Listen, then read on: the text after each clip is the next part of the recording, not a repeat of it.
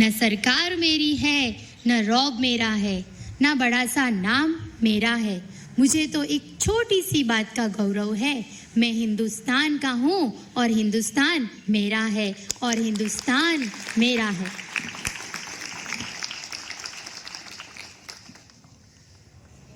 अतिथि देवो भव।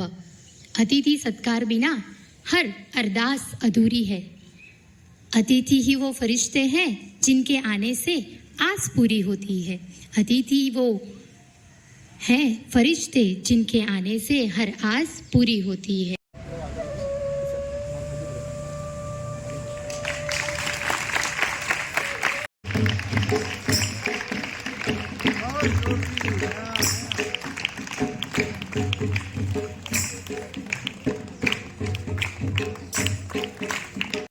તથા મારા વહાલા વિદ્યાર્થી મિત્રો, આજના આ શુભ દિને મને અહીં ધ્વજ ફરકાવવાનો જે અવસર આપવામાં આવ્યો એના માટે હું તમામનો આભાર વ્યક્ત કરું છું. હું ધોરણ 12 ભવનથી લઈને ધોરણ 12 સુધી શ્રી ભારતી મૈયા વિદ્યા સંકુલમાં અભ્યાસ કર્યો છે. એનો મને ગર્વ છે અને આ જ શુભ દિવસ મારા જીવનમાં યાદગાર અને ગર્વનો દિવસ બનશે એ હું ઈચ્છું છું. અને આ ધોરણ 12 ભવનનો કક્કો એ આજે ધોરણ 12માં ઉધાર જમાના હિસાબો બની ગયો અને તે મારા માટે અદ્ભુત અને સ્મરણીય કરવામાં આવે છે. હું આ શિક્ષકો અને આ તમામ શિક્ષકોના જ્ઞાન થકી હું આજે આ કાબિલ બની એના માટે હું તમામ શિક્ષકોનો આભાર વ્યક્ત કરું છું.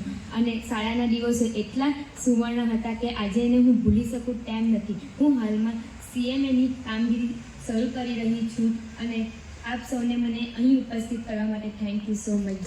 બધા sir, teacher, principal sir, Amit sir, Chintan sir બધાનો આભાર વ્યક્ત કરું છું કે જેમણે મને આ કાબિલ બનાવી અને આજે મને અહીંયા ધ્વજારોહણ માટે બોલાવી.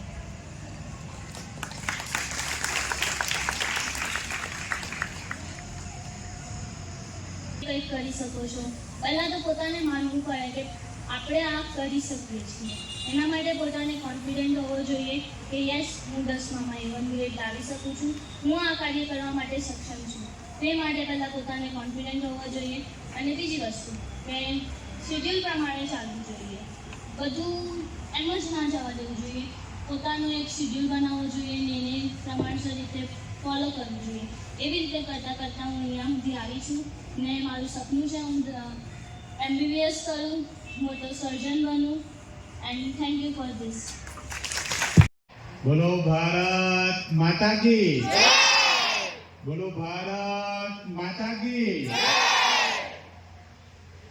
આજે જય બોલે તો આખો દરિયો પાછળ પાકિસ્તાન છે, સંભળાવવું જોઈએ. એકનો એક ડાયલોગ કેટલી વાર મારવાનો? ફરી એક વાર બોલો ભારત માતા કી જય. ગળાની થોડી પ્રેક્ટિસ થઈ જાય, બીજું કઈ નહીં. અત્રે ઉપસ્થિત પૂજ્ય માતાજી, રઘુભાઈ, મધુબેન, મુખ્ય મહેમાન, નિરીક્ષકગણ, શિક્ષક મિત્રો, વાલી મિત્રો અને ભવિષ્યના સ્ટાર એવા વિદ્યાર્થી મિત્રો, તેમજ પાછળ સ્પેશિયલ એપિયરન્સમાં આવેલા અમારા બાળ મિત્રો, આટલી ઠંડીમાં પણ તમે જોઈ શકો છો એમનું કમિટમેન્ટ. એટલે ધેટ્સ ધ થિંગ, તમારે આ શીખવાનું છે. ઘણાને અમે કાલે કીધું હતું કે ફરજિયાત આવવાનું છે, તેમ છતાં પણ ફરજિયાત જે આવ્યા છે એ તમે બધા ભારત દેશના ભક્ત છો એમ કહેવાય તો ખોટું નથી. એટલે જોરદાર તાળીઓ તમારા માટે પહેલા.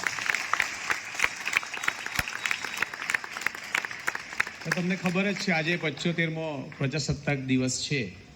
આજના દિવસે આપણને બંધારણ આપણું અમલમાં આવેલું, પણ વાત છે કે ये नया भारत है.